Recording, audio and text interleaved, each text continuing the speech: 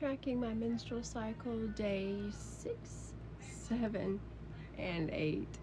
Today's technically day 8, and I've had a hiatus the last couple of days with the excitement of our dog having puppies and catching up on sleep.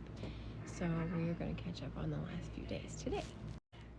I've honestly tried to record this video twice today, and the first time I just got very passionate. I'm feeling today's feelings are still slightly irritable, but not really irritable. I feel like I have emotions in me that I don't know how to get out. Like I don't know how to express. I don't know where they're coming from. My energy is slightly coming back, but I have this almost impending feeling of depression coming on, and I'm not really sure if that usually happens after my period or during, or if it kind of bleeds over into after my moon time. And I think that it's because sometimes I don't allow myself to rest and express the emotions that I need to during that Mense time, during the week of my actual period. So when I push myself and get to the end of the Mense part of the follicular phase, I feel very drained and very self-conscious. I feel a lot of self-doubt, and rather than reflecting on all the wisdom that's given to me during this time, it's like my body wants to reflect on all of the negative things about myself, which shouldn't be, because the negative things that I come up with are not realistic negative things. They're generally things that I desire to be good at and that I feel like are my natural gifts.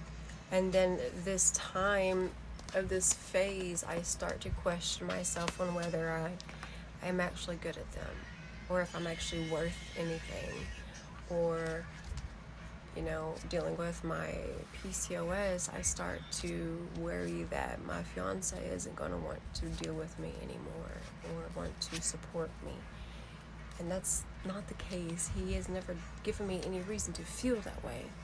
But when we are going through these emotions and these hormonal changes, we think things and we feel things that aren't real because we are focusing on the worst parts of ourselves rather than the parts that we can better.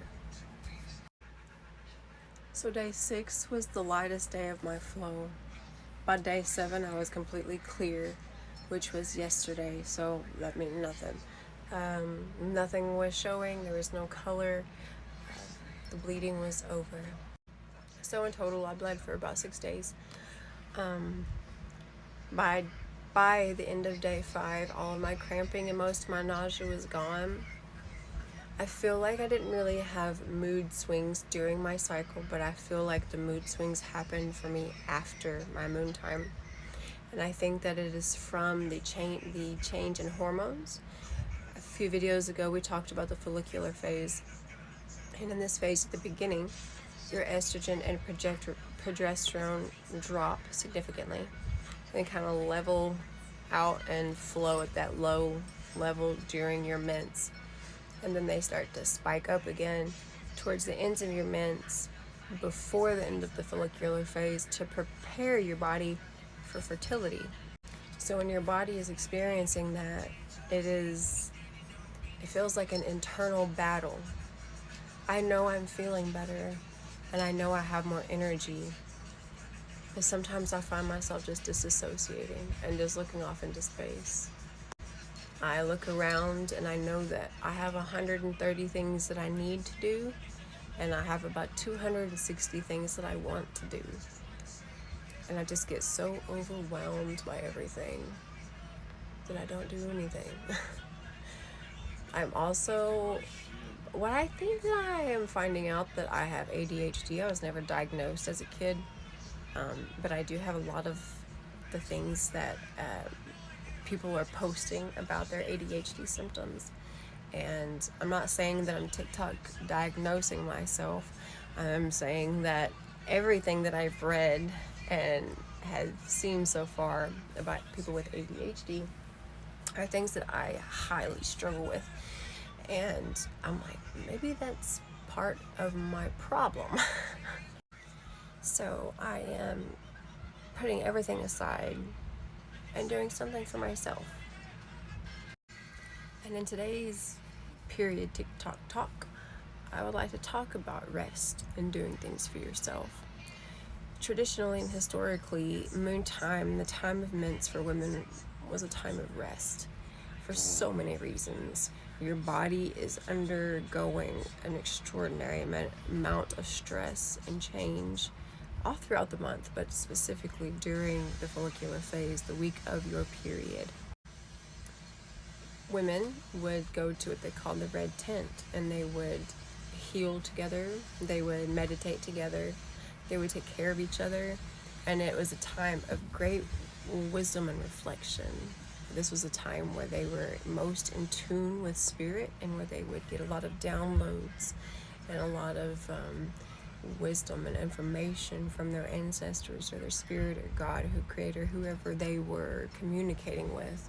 Then they would later take that information back to the village and to the men and share what they had learned in order to better take care of their village families, to prepare for winters, to prepare for a hunt.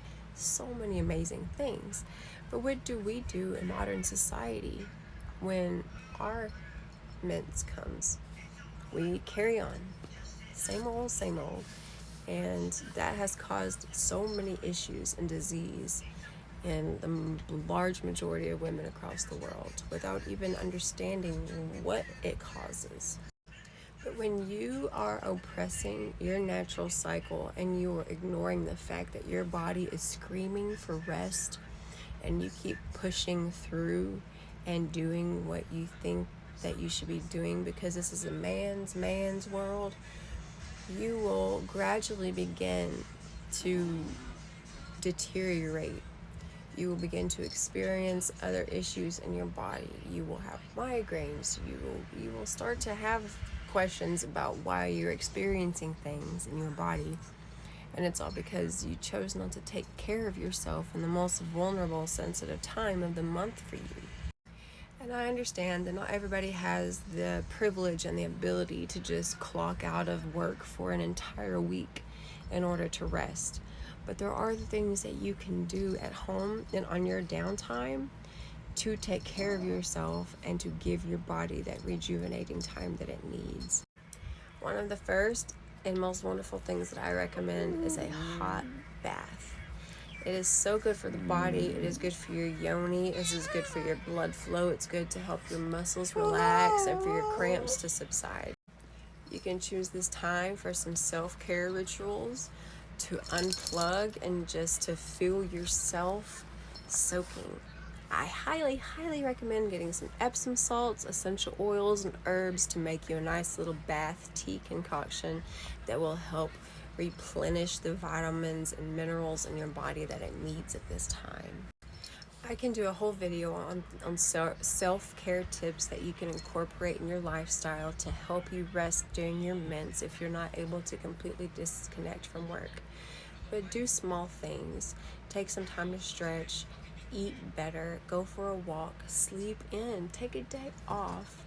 Take time for yourself. If you are an avid gym goer or if you work out on a regular basis, it's important to not just completely stop, but slow down. Rather than the heavy workouts and the weightlifting, stick to just simple walking and some yoga stretches. We'll do a more in-depth video on more things that you can do to rest and take care of yourself during your moon time. But hopefully this will inspire you to at least start thinking about yourself and how to honor your cycle and your body. You are beautiful, you are important, and your cycle is sacred and can add so much fulfillment to your life. Have a great evening, get some great rest, and love yourself today.